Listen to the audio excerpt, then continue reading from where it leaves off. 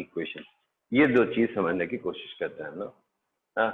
बहुत इंपॉर्टेंट चीज है ये किसकी, क्वांटम मैकेनिक्स में से उसमें जो सबसे बड़ी चीज है, सबसे इंपॉर्टेंट जो चीज है, that is Schrodinger wave equation. Though very little is there in our syllabus, but हर सिलेबस में बड़ी इंटरेस्टिंग चीजें होती हैं।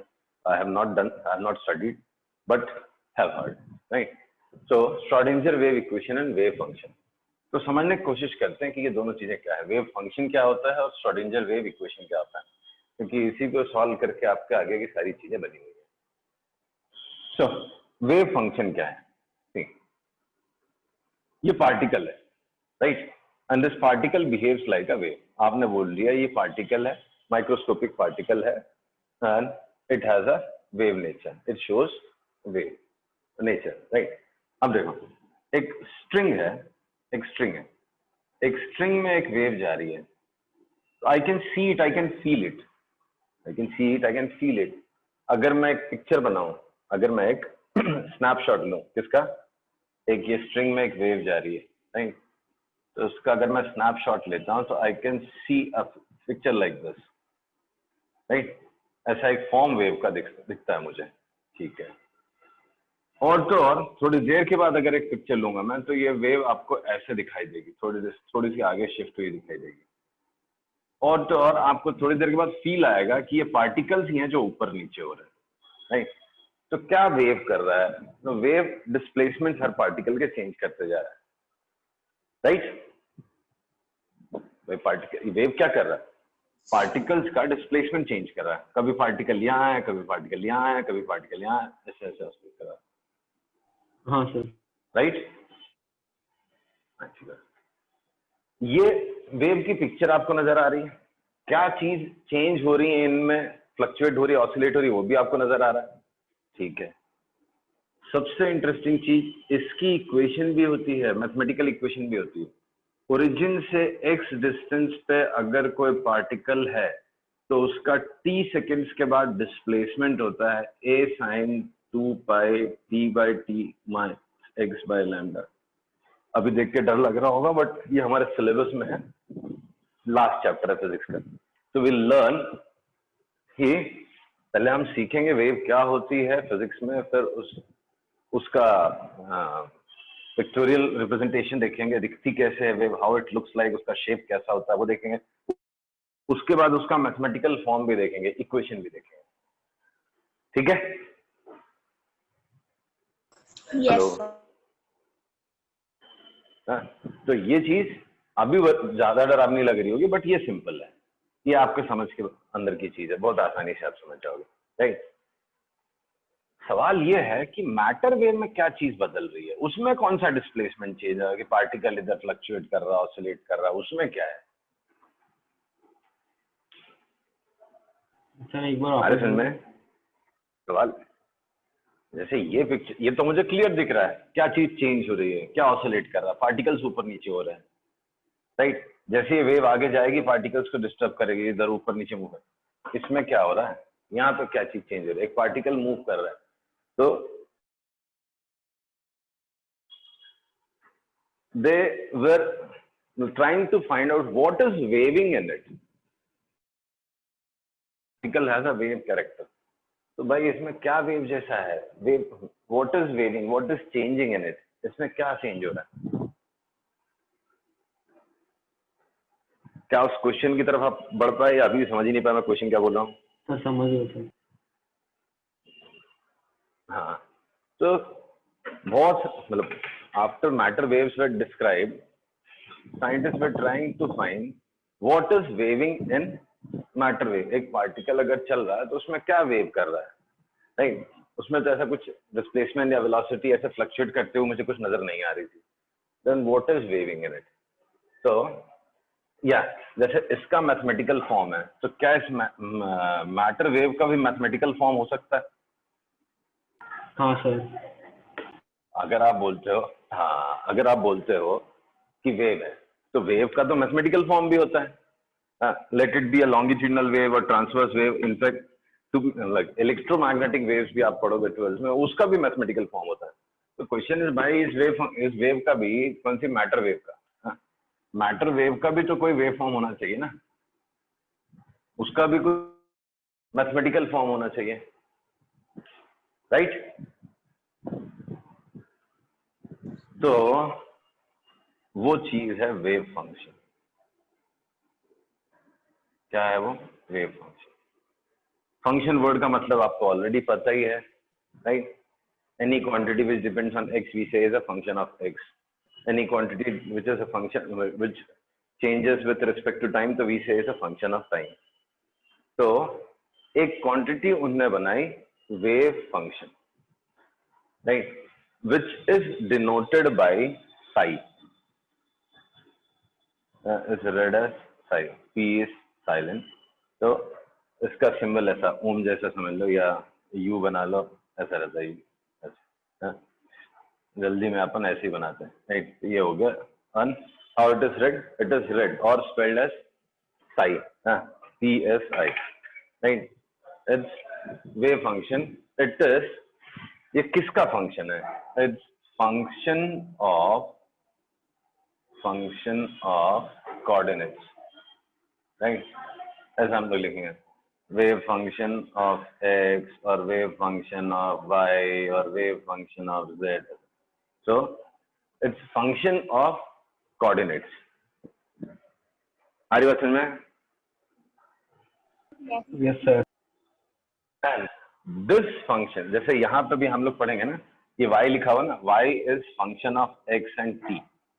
Y is a function of x and t, and it gives the complete description of wave.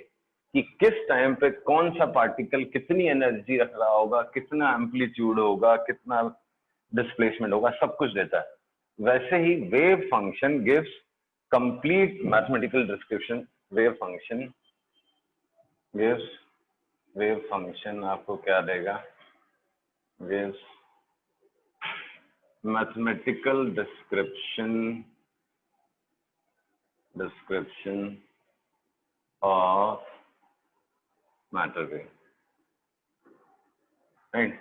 ये आपको complete description देगा, mathematical description of matter wave. मतलब अब उसमें मैटर में ज्यादा तो अभी मैं कमेंट नहीं कर पाऊंगा, बट एटलीस्ट शेप और व्हाट इट लुक्स लाइक, इसका शेप और व्हाट इट लुक्स लाइक। जैसे आज अगर कोई मुझे बोलता है कि सर मैं यहाँ पर लिखता हूँ y is equal to 5 sin 2 pi t/4 minus x by 0.1, तो ये कैसा दिखेगा? मुझे दिखता है ऐसा ही एक फंक्शन है साई फंक्शन, जो आप लिख दोगे साई फंक्शन मुझे बता दोगे, या मैं निकाल लूंगा कहीं से, बताऊंगा कहां से निकलता है, तो I will be able to see the shape of the wave. समझा? Yes, sir. Hello? Yes, sir. तो अब ये वेव फंक्शन क्या रहेगा देखना, जैसे साई एक्स है, साई एक्स हो गया, तो साई हम लोग ऐसा एक फंक्शन निकालेंगे, कुछ तो रहेगा यहाँ, एक्सप्रेशन लिखा होगा एक्स के टर्म्स में, आई डोंट, मतलब इतना डिटेल में नहीं अपने सिलेबस में, but something will be written here, right? Exponential function होगा या कुछ तो होगा, कुछ रहेगा। तो ये वेव फंक्शन होगा, it is suppose a function of x, तो और ये किसके लिए लिखा होगा? फॉर सम इलेक्ट्रॉन सिस्टम, ये इलेक्ट्रॉन के लिए हम लोग लिखेंगे, तो से फॉर सम इलेक्ट्रॉन सिस्टम, मतलब कुछ इलेक्ट्रॉन्स हैं, electron system psi x is expressed as function of x. ठीक, that is for some value of x, for not some, for every value of x, it gives some value. Say for some electron system, psi x is expressed as function of x. That is, for every value of x, it gives some value. जैसे यहाँ पे अगर t की जगह मैं 0 second डाल दूं या 4 सेकेंड डाल दिया, चलो 4 सेकेंड डाल दिया, तो y is equal to 5 sin 2 pi 1 minus 10x हो गया। अब इसमें x की जितनी वैल्यू डालोगे आप उसके हिसाब से y की वैल्यू आती जाएगी, राइट। तो यहाँ पे y क्या बन गया as a function of x for t equals to 1 second, 4 second, right. जैसे जैसे x चेंज होगा वैसे वैसे y चेंज होगा। ऐसे ही कुछ कहानी यहाँ भी है, राइट। तो से for some electron system psi x is expressed as function of x, that is for every value of x it gives some value, psi की कुछ वैल्यूज आएंगी। And if I plot a graph of it, वो कुछ तो भी graph दिखाई देगा, मतलब आई एम नॉट श्योर कैसा दिखेगा, वो ऐसा भी दिख सकता है, ऐसा दिखे या ऐसा दिखे, वो तो अब डिपेंड करेगा क्या फंक्शन है कैसा है। ऐसा दिखे, कुछ तो भी ग्राफ दिखाई देगा, हमको but naturally it will not be, sorry Sai हमको इलेक्ट्रॉन का पोजीशन बताता है क्या? बिल्कुल नहीं। साई क्या बताता है वो तो आज भी एक बहुत बड़ा क्वेश्चन मार्क है, ठीक है। बट साई एक फंक्शन होगा एक्स का, जैसे मैंने लिखा साई एक्स, एक एग्जांपल बोल रहा हूँ, 5e⁻⁴i, मैंने कभी लिखा नहीं, I am just trying to, 5/4 ऐसा लिखा होगा, ये मैं बोल दूंगा एक फंक्शन है, ठीक है। आई हैव नॉट रिटन, मतलब मैंने इतना डिटेल में कभी पढ़ा भी नहीं, बट आई कैन से हाँ वो एक वेव फंक्शन है। तो it gives what, some value for some input, x की कुछ वैल्यू डालोगे तो इसकी कुछ वैल्यू आएगी। जैसे यहाँ पे x की वैल्यू अगर 1/10 डालोगे तो अब y की वैल्यू क्या आएगी, 1 - 1 0, sin 0 is 0, तो x की वैल्यू 0.1 तो y की वैल्यू 0, नहीं। x की वैल्यू अगर आप 1/20 डालोगे तो कितना जाएगा, फिर से y की वैल्यू 0। तो x की अलग अलग वैल्यू के लिए y की कुछ वैल्यू आ रही है ना। Yes sir. हाँ, तो वैसे ही x की अलग अलग वैल्यू के लिए साई का अलग अलग वैल्यू आएगा। तो अगर मैं प्लॉट करूं किसको, साई वर्सेस एक्स, तो ऐसा कुछ ग्राफ दिखाई देगा। आई डोंट नो एग्जैक्टली कैसा दिखेगा, वो डिपेंड करता है कुछ चीजों पे, लाइक एनर्जी और कौन सा इलेक्ट्रॉन सिस्टम, वो चीजों पे डिपेंड करता है। ये कन्विंसिंग नहीं लग रहा आपको? मैं एक एक्स का फंक्शन है तो उसमें एक्स की कुछ वैल्यू डालते जाओगे, एक्स मतलब पोजीशन, अब कुछ वैल्यू डालोगे तो कुछ साई की वैल्यू तो आएगी, नहीं तो फंक्शन किस काम का।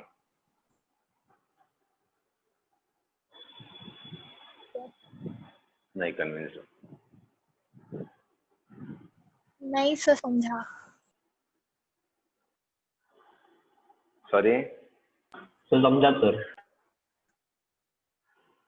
ओके ओके, सो साई जैसे कुछ ग्राफ आता है बेसिकली, तो इसी का मैथमेटिकल फॉर्म होगा साई। इसका कुछ ग्राफ बनाएंगे हम लोग, ग्राफ का कुछ मतलब ग्राफ इंपॉर्टेंट है, हाँ, हमारे सिलेबस में भी है कुछ एक स्टैंडर्ड ग्राफ्स, उसी के हेल्प से आप आगे अगर आपने पढ़ रखा हो पहले से तो ऑर्बिटल्स के शेप डिफाइन होते हैं, राइट। तो ये ग्राफ सिग्निफिकेंट है, ओके। तो ये साई जो है मिलता कहाँ से, साई मिलेगा आपको श्रोडिंगर वेव इक्वेशन से। Psi actually Schrodinger wave equation, तो श्रोडिंगर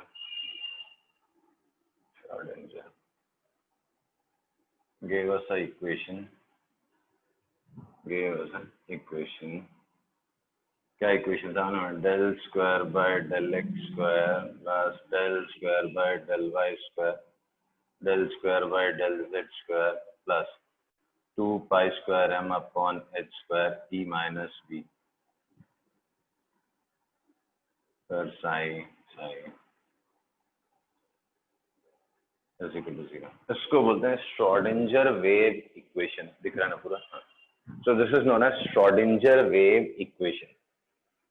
क्या दिख रहा है इसमें, फिर let me read again, this is read as del square phi by del x square del square phi by del y square plus del square phi by del z square plus 2 pi square m upon h square into e minus b into psi is equal to 0। This is what we say is Schrodinger wave equation. अब देखो ये पूरा ही alien equation दिख रहा होगा, I understand, but डरने की जरूरत नहीं है। डेल बाई डेल एक्स जैसे है, this is as good as d by d x. जैसे डी बाई डी एक्स क्या होता है, डिफरेंशिएशन ऑफ, डिफरेंशियल ऑपरेटर होता है, राइट। यहाँ पे जो लिखा होगा उसको डिफरेंशिएट करता है, इसको बोलते हैं पार्शियल डेरिवेटिव। राइट। अगर कोई चीज एक्स वाई जेड तीनों के रिस्पेक्ट में चेंज हो रही है, तो जब मैं बोलता हूँ डेल बाय डेल एक्स, मतलब उसमें वाई और जेड कांस्टेंट एज्यूम कर लो और डिफरेंशिएट विद रिस्पेक्ट टू। जैसे अगर लिखा होगा एक्स स्क्वायर वाई, अगर कोई बोलेगा मुझे d by d x of this, तो बहुत कॉम्प्लिकेटेड होगा। But del by del x कोई बोलेगा तो मैं फटक से कर दूंगा, क्यों? वाई कांस्टेंट, एक्स स्क्वायर का 2। इसका मतलब होता है partial derivative. If you have more than one variable, so treat other variables as constant and differentiate only with respect to जो वेरिएबल यहाँ पे लेने बोला, डेल बाय डेल एक्स है तो एक्स के रिस्पेक्ट। Okay, Yes, sir. बिल्कुल okay नहीं लग रहा? हाँ, so del stands for partial derivative. तो del square by del X square का मतलब क्या होगा?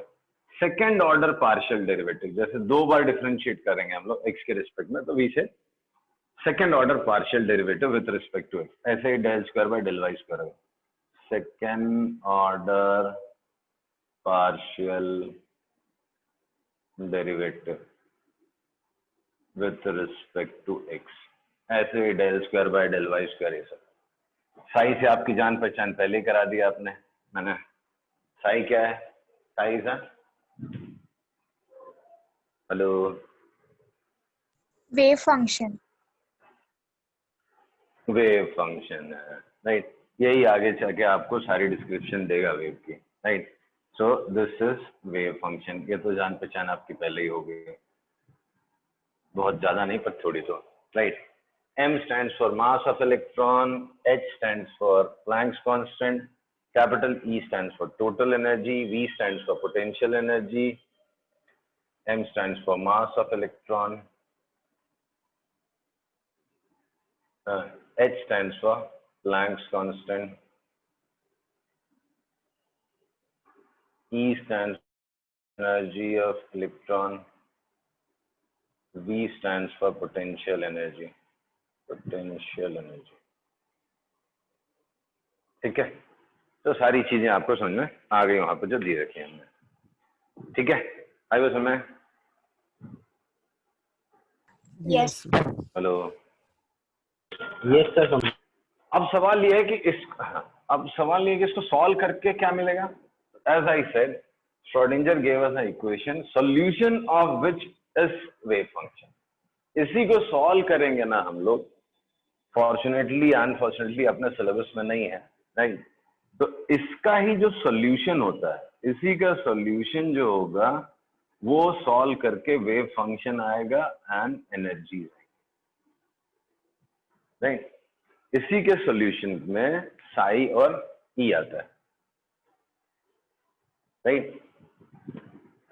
Yes, sir. बेसिकली जैसे आप कोई इक्वेशन सॉल्व करते हो तो उसको इक्वेशन को सॉल्व करके कुछ मिलता है ना। जैसे अभी आपने नॉर्मल इक्वेशन बचपन से शुरू की, 3x - 5 = 8, तो x की वैल्यू निकालना सीखा 13 में। फिर आपने क्वाड्रेटिक निकाले, फिर आपने 2 वेरिएबल निकाले, अलग अलग वेरिएबल्स हैं। हायर सिलेबस में आप डिफरेंशियल इक्वेशन सॉल्व करोगे, जैसे dy/dx प्लस 3y = 7, इसको सॉल्व करना सीखोगे आप। इनफैक्ट थोड़ा बहुत तो आपने अभी फिजिक्स में सीख भी लिया, राइट। फिर ऐसे ही हायर ऑर्डर डिफरेंशियल इक्वेशंस होते हैं। तो ऐसे ही ये एक इक्वेशन, इसको सॉल्व करने के बाद कुछ सोल्यूशन तो आएगा, उसके सोल्यूशन में ही वेव फंक्शन और एनर्जीज है, राइट। तो E and psi are the solutions of Schrodinger wave equation, right. इसको सॉल्व करके साई और ई मिलेगा आपको, ठीक है। ई क्या रिप्रेजेंट करेगा? E will represent for some electron. इसको हम सॉल्व करेंगे फॉर सम इलेक्ट्रॉन।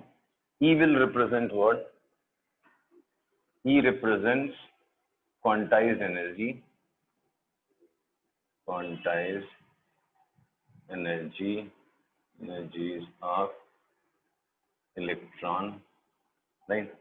उसमें से जो ई मिलेगा that represents quantized energies of electrons. ये हमने ऑलरेडी देख रखा है। Energy of electron is quantized, it can not take any value, instead it has to take only certain discrete values, right? So that we say E is energy of electrons are quantized. समझा? Hello, yes sir समझा। इसमें जो E आएगा that represents quantized energies of electron and psi represents what corresponding wave function. उस energy के corresponding wave function है, corresponding wave function. ध्यान से बोलो, E represents quantized energy of electron which an electron can have in an atom, and psi represents corresponding wave function. समझा? Yes sir. हाँ, तो अगर अभी समराइज करूं मैं, तो आपको वेव फंक्शन के बारे में पता चल गया। वेव फंक्शन ही है जो आपको मैथमेटिकल डिस्क्रिप्शन देगा मैटर वेव की, right.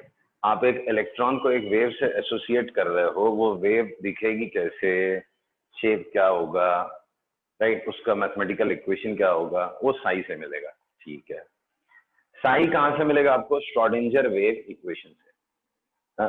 Schrodinger wave equation which is said to be heart of quantum mechanics, right. सबसे इंपॉर्टेंट चीज अगर किस उसमें जो है तो this is Schrodinger wave equation. Everything goes like around, सब इसके आजू बाजू में चलने वाला। श्रोडिंगर वेव इक्वेशन ही है जो मेन चीज है किसमें? Quantum mechanics. ठीक है,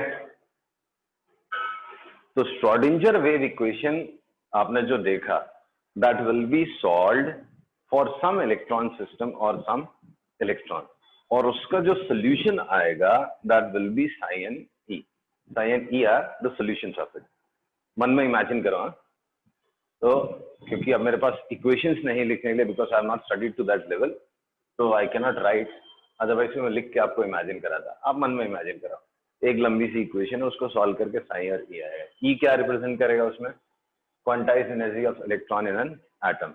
we know electron can not have any energy, right, कुछ ना कुछ फिक्स वैल्यूज ही होती हैं, तो वो वैल्यूज आएंगी इसमें, और ई की एक वैल्यू के करस्पॉन्डिंग एक वेव फंक्शन बनेगा। समझना, ई की एक वैल्यू डालोगे तो उसका एक वेव फंक्शन बनेगा। ठीक है? Yes sir. Hello, yes sir. Schrodinger wave equation solve करेंगे तो ई की कोई एक वैल्यू आपको ई की वैल्यूज मिलेंगी। As we know electron can not take any value, it takes certain set of values. तो ई की वो वैल्यू होगी, और ई की एक एक वैल्यू के लिए आपको वेव फंक्शन मिलेगा। ठीक है, आगे समझ में? चलो यहां तक पहुंच गए हमें। फिर क्वेश्चन मार्क रह गया कि सिग्निफिकेंस क्या है। ये मैथ्स में तो आपने बता दिया, नहीं मैथमेटिकली आपने बता दिया। क्या बता दिया? कि भाई एक वेव फंक्शन है, अगर x के टर्म्स में आता है, x की वैल्यू डालोगे तो उसमें साई की कुछ वैल्यूज आएंगी। You can even plot a graph for it. इस ग्राफ में लुक लाइक, मतलब जो मैंने बुक्स थोड़े बहुत पढ़े हैं तो ऐसे दिख रहा है, जो कुछ और दिख रहा है। ठीक है, तो इसका फिजिकल सिग्निफिकेंस क्या है ना? मैथ्स में भी आपने कुछ लिख रखा है, तो कहीं ना कहीं उसका एप्लीकेशन होगा, कुछ सिग्निफिकेंस होगा फिजिकल। ये क्या रिप्रेजेंट कर रहा है? यहाँ पे आपने साई प्लॉट कर दिया, साई वर्सेस एक्स प्लॉट कर दिया। ये क्या है?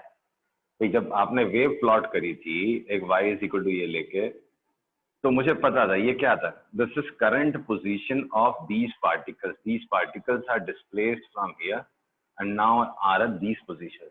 तो ये ग्राफ क्या रिप्रेजेंट कर रहा है? ये साई की वैल्यूज क्या रिप्रेजेंट कर रही है? समझ रहे हो ना एनर्जी लेवल। तो एक वर्ड आया energy level, but energy level नहीं रिप्रेजेंट करते। क्यों?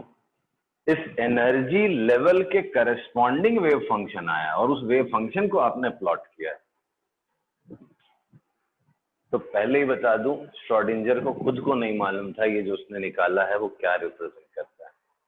और डिबेटेबल टॉपिक है, आज भी साइंटिस्ट लोगों को मालूम नहीं है जो निकला है वो एग्जैक्टली क्या है। क्या है इसका फिजिकल सिग्निफिकेंस? निकाल के रख तो दिया, राइट, बट क्या सिग्निफिकेंस है? तुमको, मुझे, मैं और तुम तो बहुत छोटी बात होगी, मतलब जो लोग क्वांटम मैकेनिक्स पढ़ ही रहे हैं सालों से, उनके लिए भी आज तक ये मतलब क्लियर नहीं है कि व्हाट इज दिस। तो श्रोडिंगर खुद को भी नहीं, उसको खुद को भी नहीं मालूम था, but he tried to say something. He said शायद ये जैसे इलेक्ट्रॉन क्लाउड होता है, इलेक्ट्रॉन नहीं होता, इलेक्ट्रॉन एक जगह पे नहीं है, ऐसे तमीज से नहीं घूम रहा है, राइट, ऐसे ऐसे घूमता रहता है इधर से। तो उसने बोला शायद शायद ये चार्ज डेंसिटी डिनोट करता हो, may be it represents charge density, कि शायद यहाँ पे इस डिस्टेंस पे इलेक्ट्रॉन के चार्ज की डेंसिटी ज्यादा है, यहाँ पे कम है, यहाँ पे बहुत ज्यादा है, शायद ऐसा हो। चार्ज डेंसिटी और इलेक्ट्रॉन क्लाउड आप समझ रहे हो? Electron is not a single particle, ऐसा रुका हुआ पार्टिकल नहीं, वो घूम रहा है हवा में, राइट, हवा में एक्चुअली वैक्यूम में ऐसा घूमता रहता है, राइट, हरी बात समझ में, ऐसे ऐसे घूम रहा है। हाँ सर। तो हाँ, कहीं पे नेगेटिव चार्ज की डेंसिटी ज्यादा है, कहीं पे नेगेटिव चार्ज की डेंसिटी कम है। तो श्रोडिंगर ने उसको ट्राई किया रिलेट करने की, किससे? इलेक्ट्रॉन चार्ज डेंसिटी से। Schrodinger related it with related psi values with charge density, but obviously nobody was happy, even he was not happy. मतलब ये चार्ज डेंसिटी मतलब उसने कुछ ऐसा कोशिश किया कि शायद ऐसा कुछ घूम रहा होगा इलेक्ट्रॉन, यहाँ पे इलेक्ट्रॉन की डेंसिटी, चार्ज की डेंसिटी ज्यादा है, यहाँ पे कम है, यहाँ पे ज्यादा है। तो max born was a scientist who gave an idea, another different picture. He said, Sai को छोड़ दो, आप साई स्क्वायर ले लो, साई को छोड़ दो, आप साई स्क्वायर ले लो, साई स्क्वायर ले लो तो ऐसा सब पॉजिटिव हो जाएगा, राइट? Yes sir. हेलो, उसने बोला साई स्क्वायर ले लो। क्यों बोला उसने? उसने आइडिया लिया नॉर्मल वेव मोशन से, जैसे square of amplitude represents what? Intensity. Sound में जितना ज्यादा एम्पलीट्यूड ऑफ वाइब्रेशन उतना ज्यादा इंटेंसिटी, हेंस उतना ज्यादा लाउडनेस। ऐसे ही लाइट में, लाइट के केस में इलेक्ट्रिक फील्ड और मैग्नेटिक फील्ड का जो एम्पलीट्यूड होता है उससे वो इंटेंसिटी यानी ब्राइटनेस समझ में आती है। तो उसने बोला हर वेव में स्क्वायर ऑफ एम्पलीट्यूड का कुछ तो है लेन देन। यहाँ पे एग्जैक्ट सिनुसॉइडल वेव तो नहीं है, ठीक है, बट ऐसे ऐसी वेव आ रही, तो आप स्क्वायर कर लो। स्क्वायर करने के बाद आपको एक नया ग्राफ बनेगा, Sai square versus x.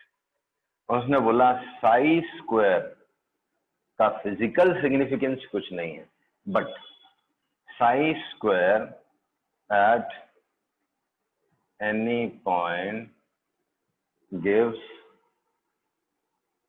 Probability of, ये सबसे इंपॉर्टेंट स्टेटमेंट है, probability of finding electron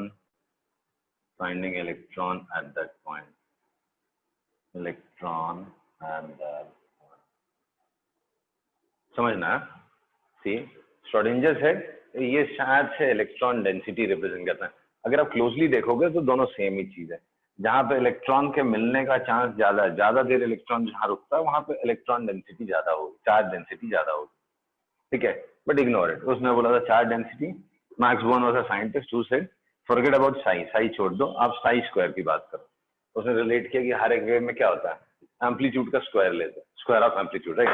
तो ही सेड कि टेक स्क्वायर ऑफ एम्पलीट्यूड, तो स्क्वायर ऑफ साई ले लो और उसको फिर से प्लॉट करो वर्सेस एक्स।